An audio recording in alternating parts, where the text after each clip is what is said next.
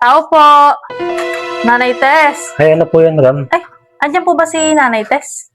Ay, opo, kadadating lang po eh. Gano'n ba? Pwede bang pakitawag?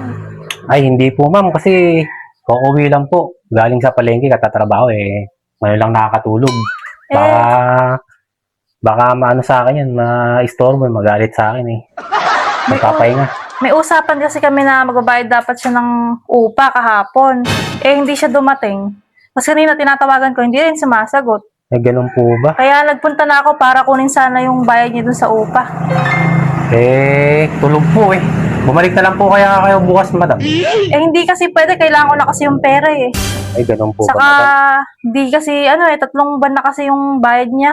Ay, matagal-tagal na rin po pala si nanay di nakakabayad ng upa, no? Oo nga eh. Saka, nanay mo si Nanay Tess?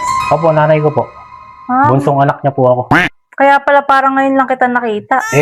Dumalaw po ako sa nanay ko at naghahanap ako ng trabaho. Sa probinsya pa po kasi ako nakatira. Dito muna ako nakituloy sa nanay. Ganun ba? May pogi palang anak si Nanay Tess. Hindi naman po nga. Single ka ba? Oo naman, ma'am. Bakit po? Sigurado ka? Opo.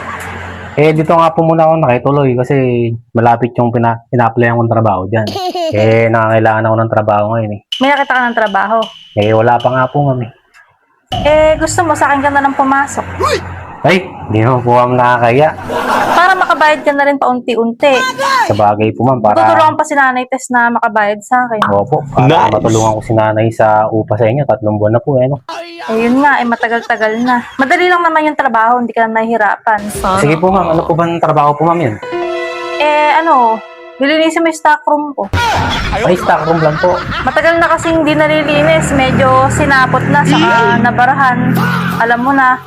Linisin na po yung stock room nyo. Madaming sapot. Sapot-sapot na po. Madali lang naman siyang linisin. Basta gabi-gabi mo dilinisin. Sigurado, ma'am, madilim po sa stock room nyo, ano? Oo. Parang ganun na nga. Sige po, ma'am. Ako po ang bahala maglinis. Sanay po, ma'am, ako sa madidilim. Marunong po mga paano mga sapot. Kaya mo kaya? Opo, kayang-kaya ko po, ma'am, yun. Tumagal ka kaya? Siyempre, ma'am, tatagal, ma'am, tayo doon.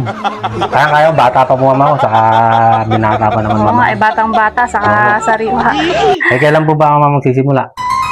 Ngayon na sana eh. Ay, ngayon na rin po, ma'am. Pwede po bang bukas? Yun nga, di ba? Kaya nga ako nandito kasi ilang araw na yung lagpas sa due date si Nanay Ay, Tess. sa due date na nga po pala ni nanay, ano? O sige po, ma'am, para makapag-awas-awas sa bayarin po sa inyo sa upa ni nanay. Saka matignan talaga maibubuga yung tiga-probinsya. Ay, siyempre, ma'am, kahit ano po, ma'am, dinis, gagawin po natin dyan. Ang tatagal ka kaya. Opo. O sige, tara na. Sandali lang po. At magbibihis lang ako. O kaya maliligo lang ako, ma'am. Hindi na doon ka na mag-BS kasi di ba magtatanggal ka pa ng sapot, maglilinis ka pa ng stock room. Ay, O di, madudumihan ka din. Sabay na tayo dun sa bahay. Doon na po magugas. Doon ka na maghugas. Sige po, ma'am. Para malinis mo na tuloy yung stock room. Sige, ma'am, sabay na po, ma'am, ako sa inyo. Masyadong At sapot-sapot. kailangan na po siguro i-maintenance yung stock room niyo. Kaya dapat araw-araw Matagal na po ba, ma'am? Na-stock. Matagal-tagal na din eh. Nilumot na talaga. Nilumot na. Sige po, ma'am, para matanggal ko mabuti yung lumot, maisis. Sige, tara na. Sige po, ma'am. Baka tuloy kumain. Opo, sige po. Salamat po. Maghugas ka na lang muna. Opo.